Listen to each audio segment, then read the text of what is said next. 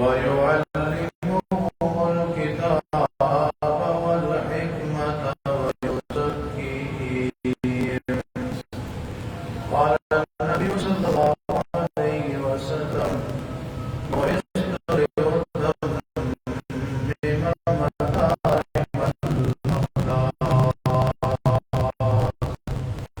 أو كما قال عليه الصلاة والسلام. ہر قسم کی حمد و ثنا اللہ مالک العلام ذوالجلال والاکرام، خالق کل کائنات، مالک ارض و سماوات، حاجت روا مشکل کشا، غوث اعظم داتا دستگیر، پالنہار پروردگار اللہ وحدہ لا شریک کی ذات گرامی کے لیے خاص انگنت تعداد بے شمار بے انتہا بے حد اور بے حساب درود و سلام امام کائنات سرور کائنات رحمت کائنات امام الانبیاء سید الانبیاء خاتم الانبیاء امام اعظم جناب محمد رسول اللہ صلی اللہ علیہ وآلہ وصحبہ وسلم. اللہ تعالیٰ کی رحمت نازل ہوں صحابہ کرام، اہل بیت اعظام، تابعین، تبع تابعین، محدثین، مفسرین، اولیاء کرام، بزرگان دین پر، جن کی محنتوں کاوشوں اور قربانیوں سے اللہ کا دین ہم تک پہنچا. اللہ تعالیٰ ان سب سے راضی ہو.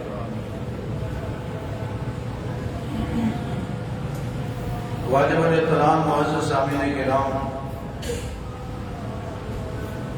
جیسا کہ آپ کو معلوم ہے پچھلے جمعہ کے خطبہ میں آپ نے بہترین معلم، بہترین استاد جناب محمد رسول اللہ صلی اللہ علیہ وسلم کے عنوان پر آپ نے گفتگو سنی تھی. آج اسی موضوع کا دوسرا حصہ بیان ہوگا جس کا عنوان ہے بہترین استاد اور بہترین شاگرد.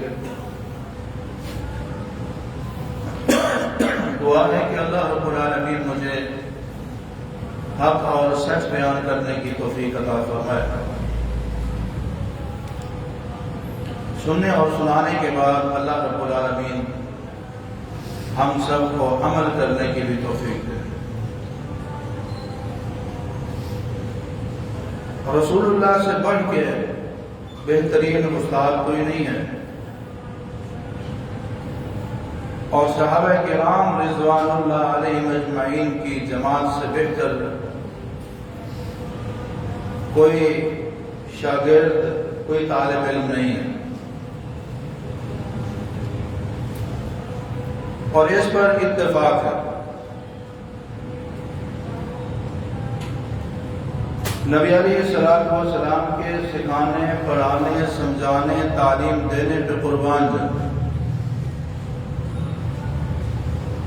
اور صحابہ کرام کے سیکھنے، سمجھنے، پڑھنے، عمل کرنے پر بھی قربان جائیں. بہترین طریقہ ہے دین سکھانے کا محمد رسول اللہ صلی اللہ علیہ وسلم کا، اور بہترین طریقہ ہے دین سیکھنے کا اصحاب رسول. تو نبی علیہ السلام کی تعلیم کا ایک مخصوص انداز جس کا ذکر آپ نے پچھلے خطبہ میں سنا تھا کہ آپ سوال کرتے ہیں صحابہ سے، صحابی جواب دیتے ہیں، پھر آپ علیہ السلام گفتگو کا رخ تعلیم کی طرف موڑ دیتے ہیں.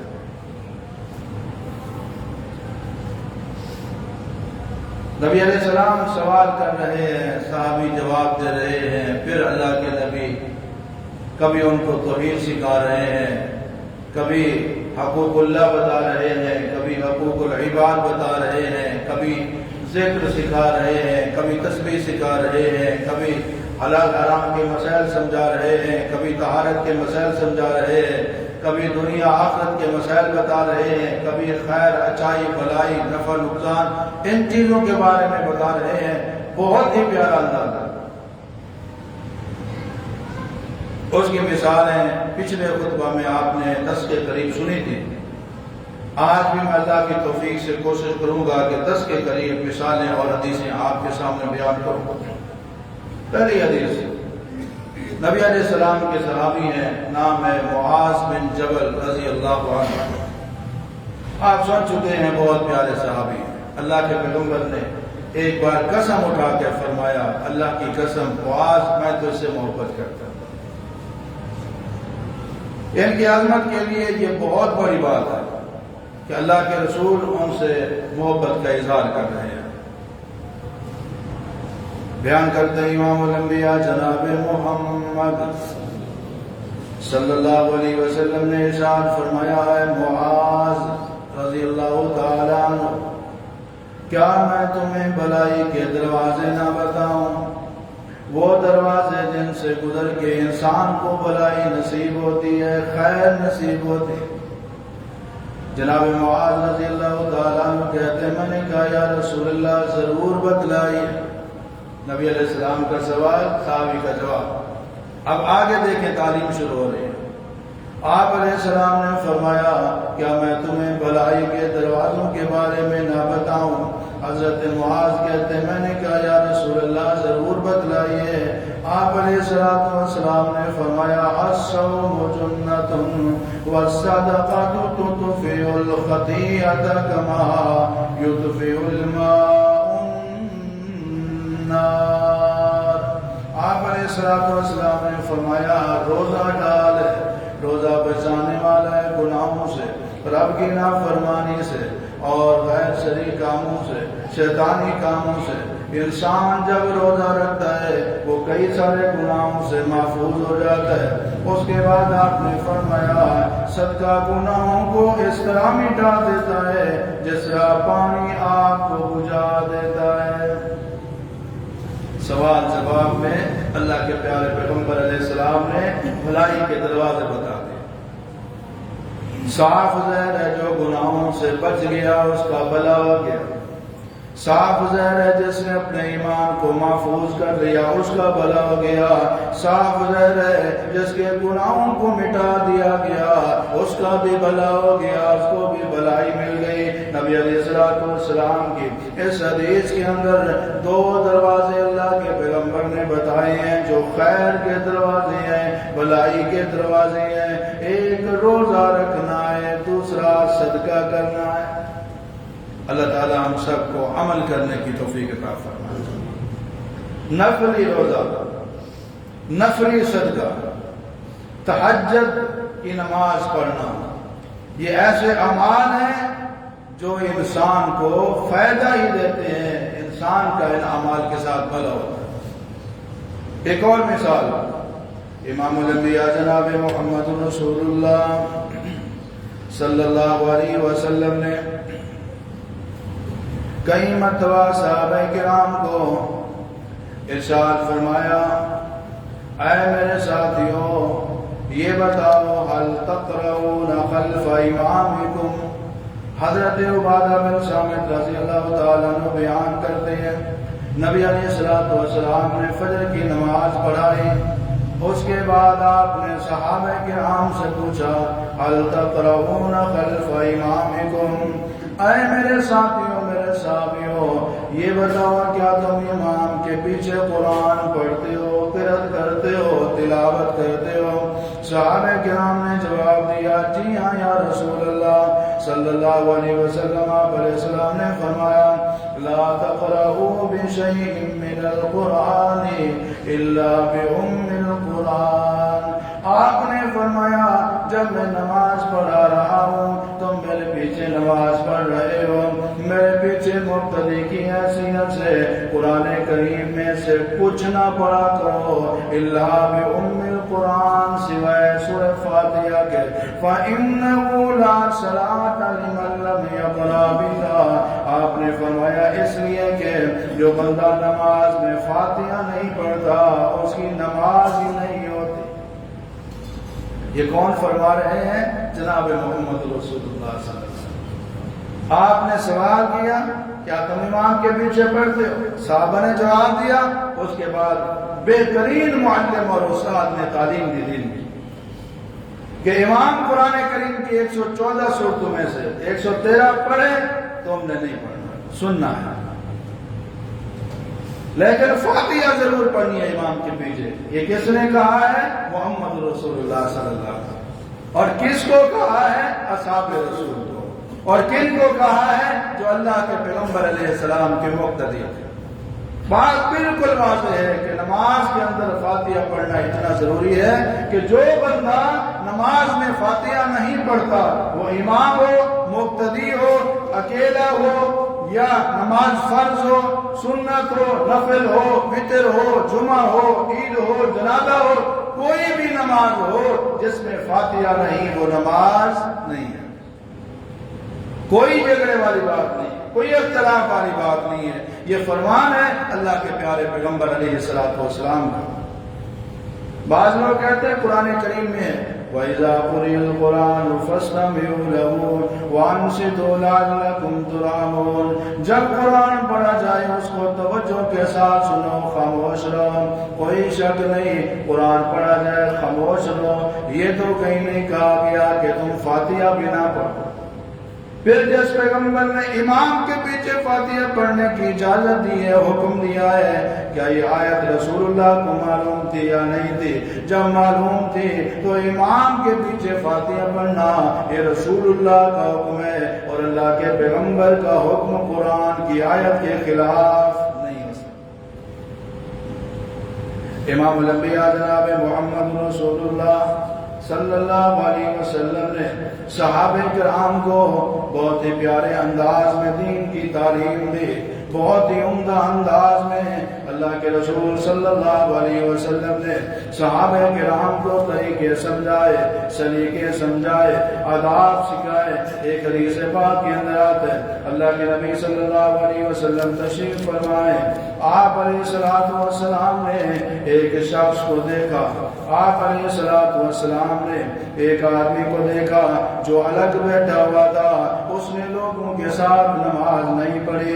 آپ علیہ السلام نے فرمایا ہے فلاں تو نے لوگوں کے ساتھ نماز کا جماعت ادا کیوں نہیں کی؟ اس نے جواب دیا یا رسول اللہ میں نے غسل کرنا تھا، میرے اوپر غسل فرض تھا اور پانی میرے پاس نہیں تھا، میں غسل نہیں کر سکا، اس لیے لوگ نماز پڑھتے رہے جماعت کے ساتھ اور میں نے ان کے ساتھ نماز نہیں پڑھی۔ پیارے پیغمبر علیہ السلام کا سوال، تو نے ان کے ساتھ نماز کیوں نہیں پڑھی؟ اب صحابی نے جواب دیا کہ وجہ یہ تھی کہ میں نے غسل کرنا تھا۔ اللہ کے پیارے پیغمبر علیہ السلام نے اس کے بعد دین کی تعلیم دی۔ آپ نے فرمایا مٹی سے تیمم کر لیتے، یہی تمہارا غسل بھی ہو جاتا، تمہارا وضو بھی ہو جاتا۔ قربان جائیں دین کتنا آسان ہے۔ اگر پانی نہیں ہے، غسل کرنا ہے، وضو کرنا ہے، تو پاک مٹی کے ساتھ تیمم کر لے، غسل بھی ہو جائے گا، وضو بھی ہو جائے گا۔ تو یہ پیارا انداز تھا جناب محمد رسول اللہ صلی اللہ علیہ وسلم۔ آپ علیہ السلام کا عام گفتگو میں بھی بہت پیارا انداز ہوتا تھا۔ امام الانبیاء جناب محمد رسول اللہ صلی اللہ علیہ وسلم مسجد نبوی کے اندر تشریف فرمائے، ایک دیہاتی آیا، عربی آیا، بدو آیا، جس کو دین کے بارے میں زیادہ معلوم نہیں تھا، نیا نیا مسلمان تھا۔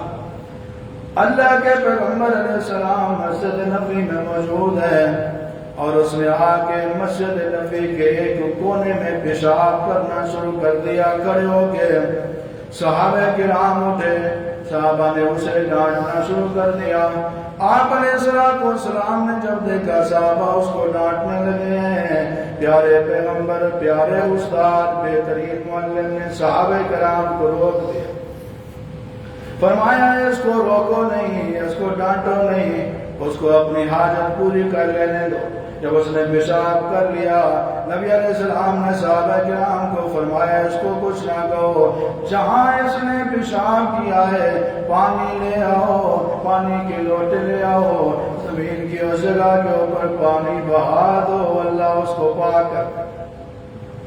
پھر اس صحابی کو بلایا، اس عرابی کو بلایا، دیہاتی کو بلایا، آپ نے فرمایا اللہ کے بندے یہ جو مسجدیں ہوتی ہیں یہ مسجدیں قرآن پڑھنے کے لیے، اللہ کی تعریف کرنے کے لیے، نماز پڑھنے کے لیے، اللہ کا ذکر کرنے کے لیے، یہاں پیشاب نہیں کرتے ہوتے۔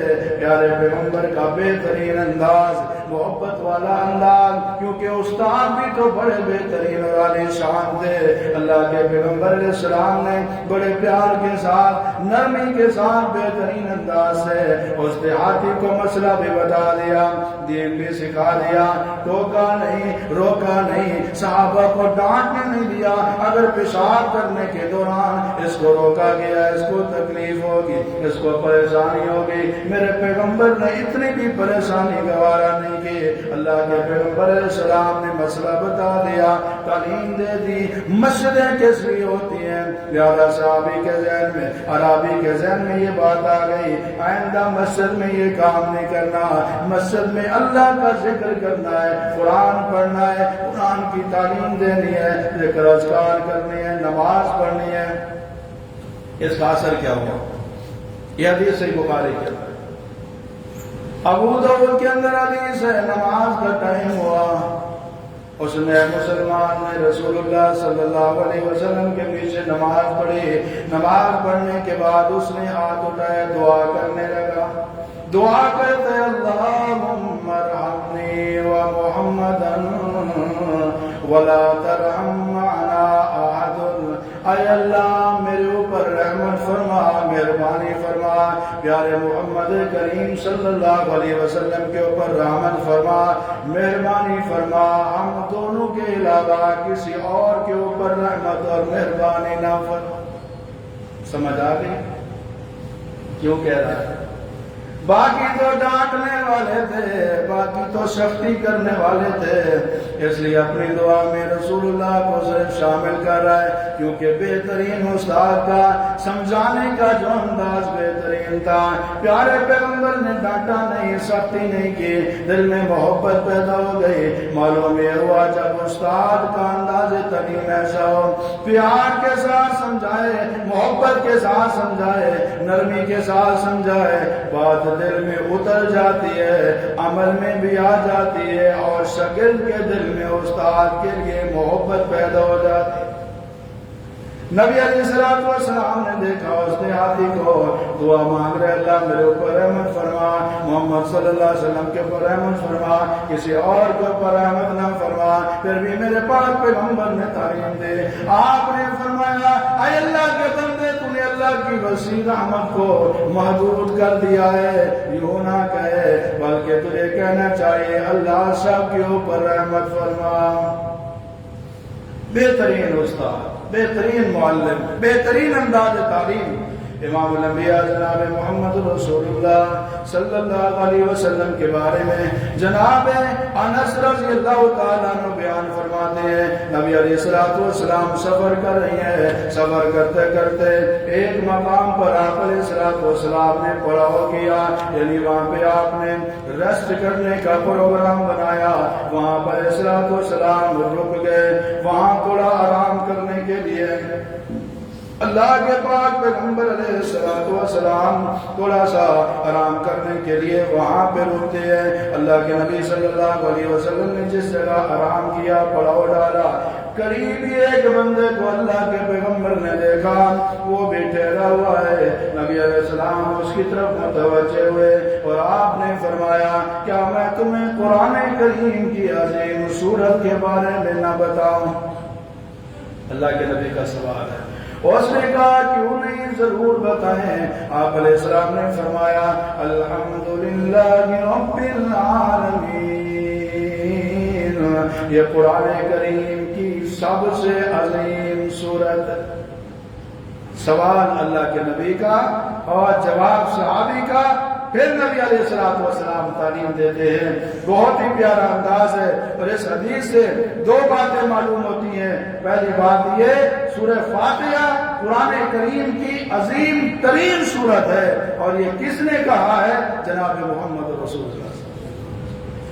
اور دوسری بات یہ معلوم ہوتی ہے کہ نبی علیہ السلام ہر جگہ اللہ کے دین کی دعوت دیتے ہیں. گھر میں ہے دین سکھا رہے ہیں, مسجد میں ہے دین سکھا رہے ہیں, سفر میں ہے.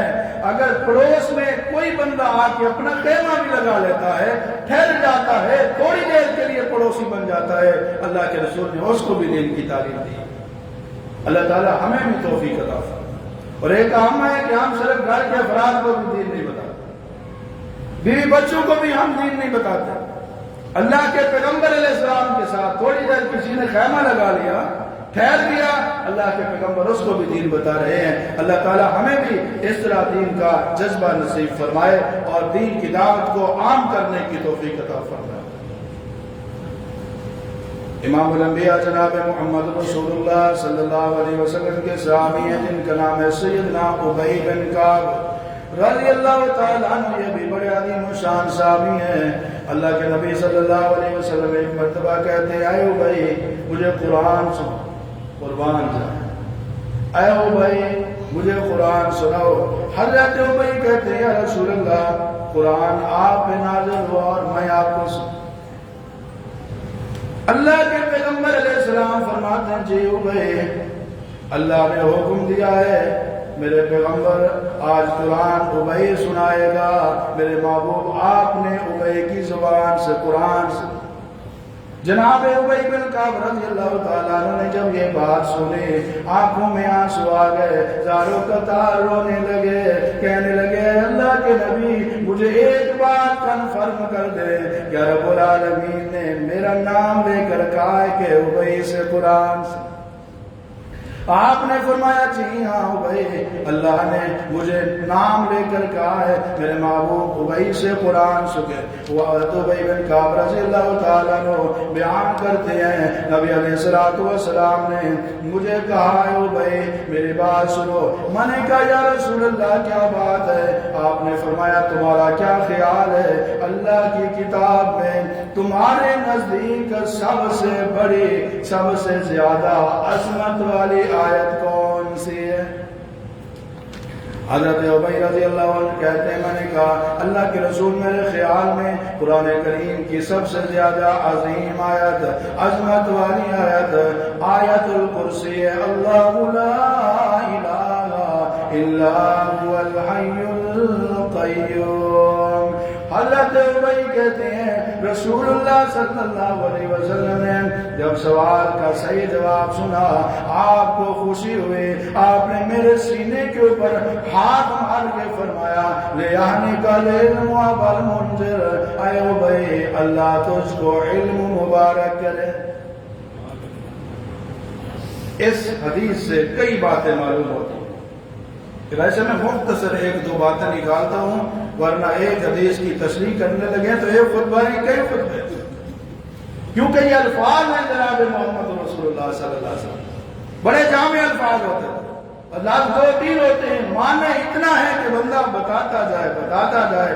تفسیر تشریح اتنی زیادہ ہوتی ہے کئی دن کئی گھنٹے لگ سکتے ہیں.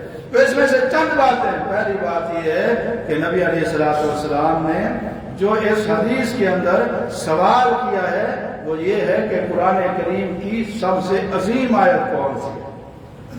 تو جواب دینے سے پتہ چلا کہ آیت الکرسی قرآن کریم کی عظیم آیت ہے. یہ عظیم کس لیے ہے؟ اس ایک آیت میں رب العالمین کی 7 صفتوں کا ذکر ہے. وہ کبھی انشاءاللہ پھر آیت الکرسی کی تفسیر کے اوپر انشاءاللہ خطبہ دیا جائے گا. تو اس ایک آیت کے اندر 7 اللہ رب العالمین کے اسماء و صفات, اللہ کی صفتیں, الوہیت, ربوبیت, وحدانیت, علم حیات, علم اور قدرت، ارادہ، بہت ساری چیزیں اکٹھی ہو گئی ہیں. اس لیے قرآن کریم کی سب سے عظمت والی عظیم آیت کون سی ہے؟ آیت الکرسی. اور دوسری بات، نبی علیہ السلام طالب علموں کی حوصلہ افزائی کیا کرتا تھا. جب سوال کا صحیح جواب ملا یعنی کہا ٹھیک ہے پھر اوکے صحیح کہا ہے، نام نہیں، اللہ کے پیغمبر نے شاباش دی. اور شاباش دینے کا انداز کتنا پیارا، محبت سے سینے پہ ہاتھ مار کے کہا اللہ تجھے علم مبارک ہے. صرف شاباش نہیں دی، صرف حوصلہ افزائی نہیں کی، بلکہ رسول اللہ نے اس طالب علم کے لیے دعا بھی کی ہے. کیا سبق ملتا ہے؟ اگر طالب علم کو سبق یاد ہو، سوال کا جواب صحیح دے، استاد کو شاباش بھی دینی چاہیے، حوصلہ افزائی بھی کرنی چاہیے، اور اس کو دعا بھی دینی چاہیے. دعا دینے میں کچھ خرچ تو نہیں ہوتا، بعض لوگ دعا دینے میں بھی کنجوسی کرتے ہیں. اللہ اکبر. اللہ تعالی ہم سب کو نبی علیہ السلام کی تمام تعلیمات پر عمل کرنے کی توفیق عطا فرمائے. تو کئی ساری مثالیں ہیں جن میں نبی علیہ السلام سوال کرتے ہیں اور صحابہ کرام جواب دیتے ہیں. اس کے بعد آپ علیہ السلام گفتگو کا رخ اس طرح موڑتے ہیں، اللہ اکبر، کہ آپ ان کو دین سکھا رہے ہوتے ہیں، آپ ان کو تعلیم دے رہے ہوتے ہیں. آئیے اسی طرح کی ایک اور حدیث ہے. سیدنا عقبہ بن عامر رضی اللہ عنہ بیان کرتے ہیں، یہ عقبہ بن عامر وہ تھے جو اصحاب صفہ میں سے تھے. مسجد نبوی کے کونے میں ایک اونچی جگہ تھی، اس کو صفہ کہتے ہیں، اردو میں جس کو چبوترا کہتے ہیں، تھوڑی اونچی جگہ. آپ جاتے ہوں گے، یہ مین روڈ پر جو ہوٹل بنے ہوئے ہیں ان میں کچھ اونچی جگہیں بنی ہوئی ہیں بیٹھنے کے لیے. یہاں پہ کسٹمر آئیں، خریدار آئیں، یہاں پہ کھانا کھانے والے گاہک آئیں، اونچی جگہ پہ بیٹھے، تکیے لگے ہوتے تھے، اس کو چبوترا کہتے ہیں. اونچی جگہ تھی، وہاں پہ وہ لوگ رہتے تھے جو اللہ کے دین کی خاطر گھر بار چھوڑ کے آئے، جن کا نہ مدینہ میں کوئی مقام تھا، نہ کاروبار تھا، نہ رہائش تھی، نہ کوئی اور انتظام تھا، نہ ان کی شادیاں ہوئی تھی. یہ تقریباً 70-72 صحابہ تھے جو مسجد نبوی میں اس چبوترے پہ رہتے تھے.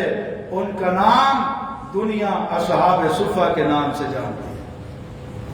یہ عقبہ بن عامر رضی اللہ عنہ اصحاب صفہ میں سے بیان کرتے ہیں، نبی علیہ السلام ہمارے پاس تشریف لائے. آپ علیہ السلام نے فرمایا تم میں سے کون یہ بات پسند کرتا ہے کہ روزانہ جائے مدینہ سے چند کلومیٹر کے فاصلے پر دو وادیاں ہیں، یعنی ایک پہاڑ اور دو پہاڑوں کے درمیان، دو پہاڑوں کے درمیان کی جگہ کو وادی کہا جاتا ہے.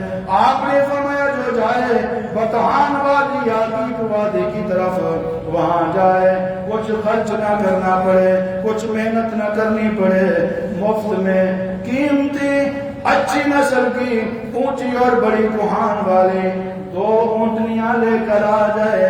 کیا تم میں سے کون اس بات کو پسند کرتا ہے؟ نبی علیہ السلام کا یہ سوال ہے. صحابہ کرام نے جواب دیا یا رسول اللہ ہم میں سے ہر بندہ اس بات کو پسند کرتا ہے تھوڑا فاصلہ، تھوڑا سفر کر کے جائیں اور وہاں کچھ نہ کرنا پڑے، مفت میں ہمیں قیمتی اونٹنیاں مل جائیں. آپ علیہ السلام نے فرمایا پھر تم میں سے ہر صبح مسجد میں کوئی بندہ کیوں نہیں جاتا وہاں جا کر قرآن کریم کی 2 آیات کو سیکھا کرے.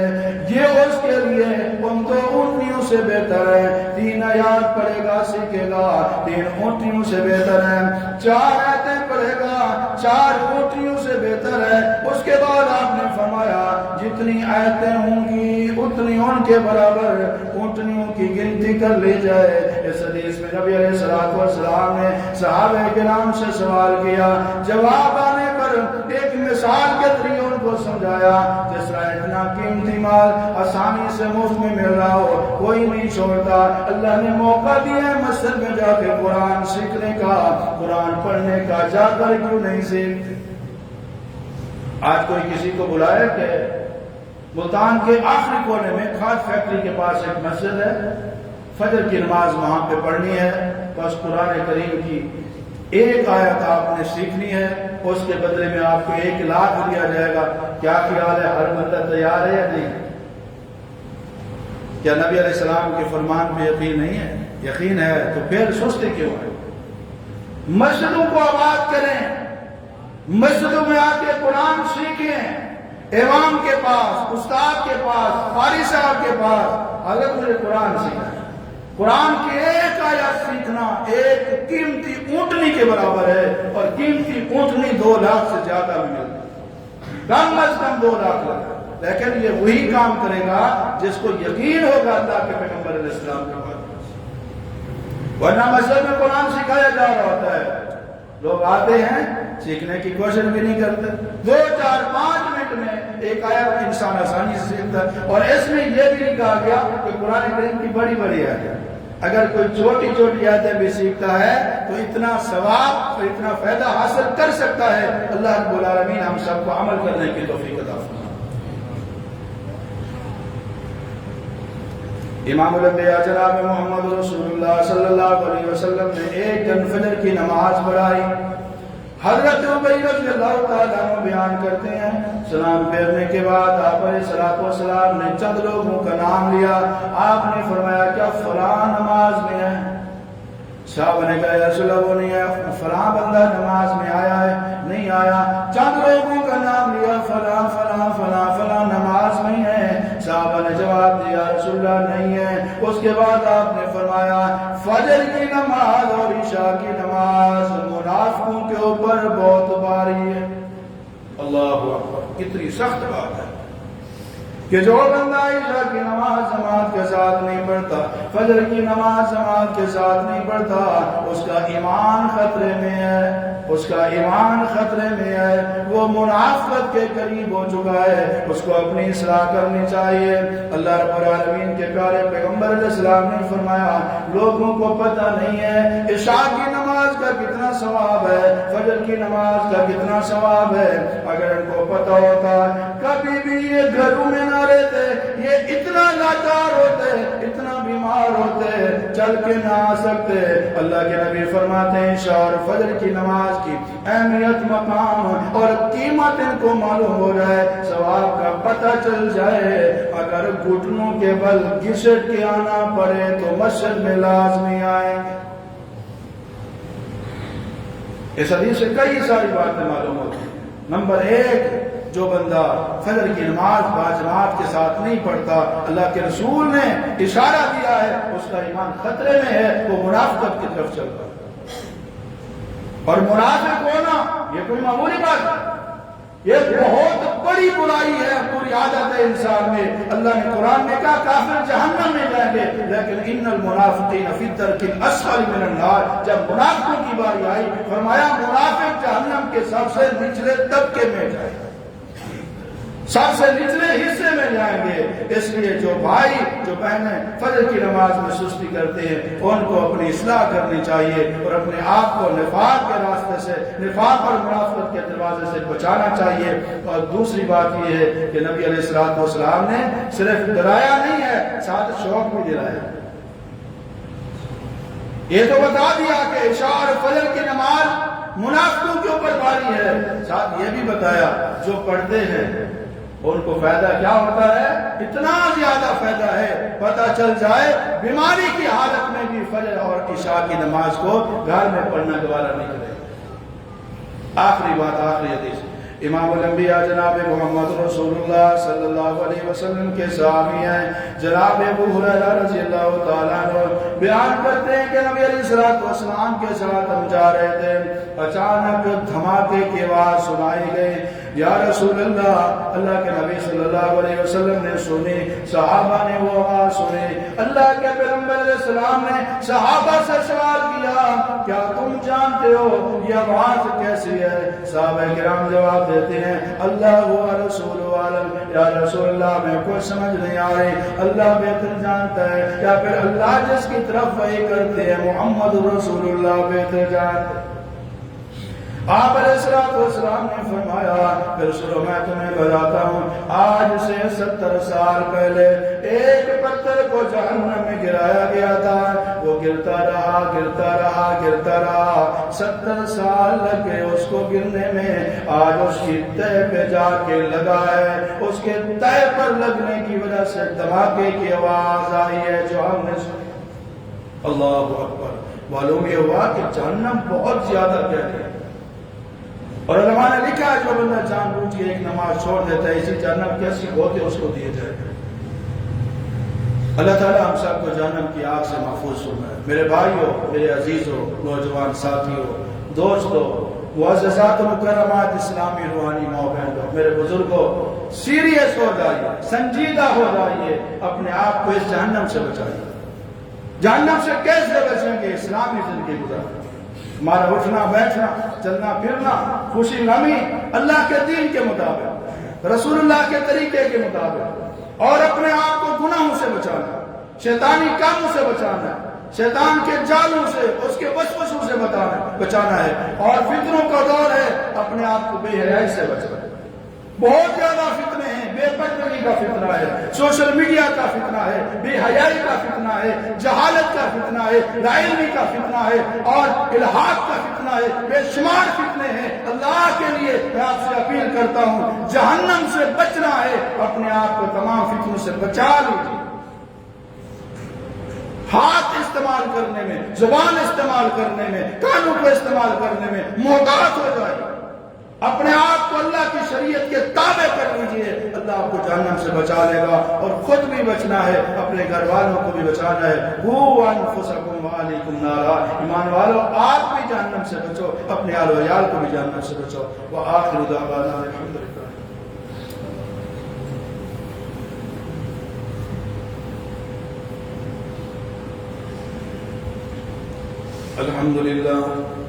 الحمد لله نحمده ونستعينه ونستغفره ونعوذ بالله من شرور أنفسنا ومن سيئات أعمالنا، من يهده الله فلا مضل له ومن يضلل فلا هادي له، وأشهد أن لا إله إلا الله وحده لا شريك له، وأشهد أن محمدا عبده ورسوله۔